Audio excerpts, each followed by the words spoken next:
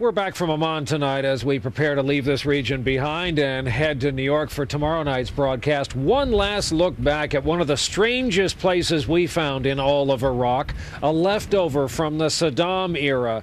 It's in American hands now, but you can still feel the presence of the last people who occupied the place. A beautiful but confusing and contradictory little corner of the world. It may be the only place in Baghdad where you can see ducks and fish and blackhawks. This may be the most confusing backdrop in all the world. If you wandered in here not knowing any better, you'd think you were in a resort, and a few years ago you would have been right.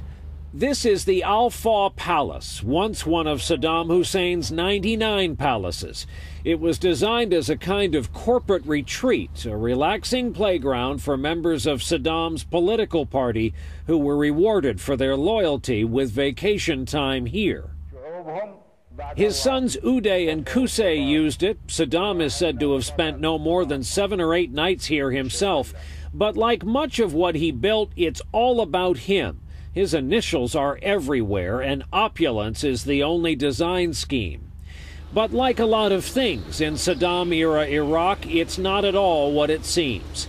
The rooms are enormous, the designs are ornate, and the fixtures are sparkly, but on close inspection, a lot of it is fake. The famous chandelier is part plastic, the walls are paper thin, and a lot of the gold isn't at all. Just about every visitor here reports feeling some kind of strange presence of a dead dictator, especially here along the lake where Uday and Qusay once water skied. It gets especially eerie as nighttime approaches. On the bridge off in the distance, the Humvees come in after a day of patrolling, fighting the war, returning at night to what was once a resort and is now every inch a military base. It's mostly still intact. American bombers did hit the palace on the off chance that he was here at the time, and they bombed this bridge to collapse an escape route. U.S. commanders live here now as not to waste all of this free space. Almost 500,000 square feet, 62 rooms, and 29 bathrooms. And about the fish, the man-made lake stocked by Saddam actually serves as a great way for soldiers to blow off steam by throwing in a line during their downtime. There's a unique and enormous fish in these waters, a specially bred so-called Saddam bass. It's the one part of his legacy the Americans here are truly grateful for.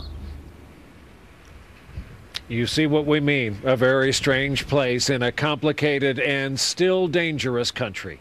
That's our broadcast for this Thursday night. Thank you, as always, for being with us. I'm Brian Williams, reporting tonight from Amman, Jordan, on our way home from Iraq. We will see you in our home studios in New York tomorrow night. My thanks to Campbell Brown as well. For all of us on our travel team, good night.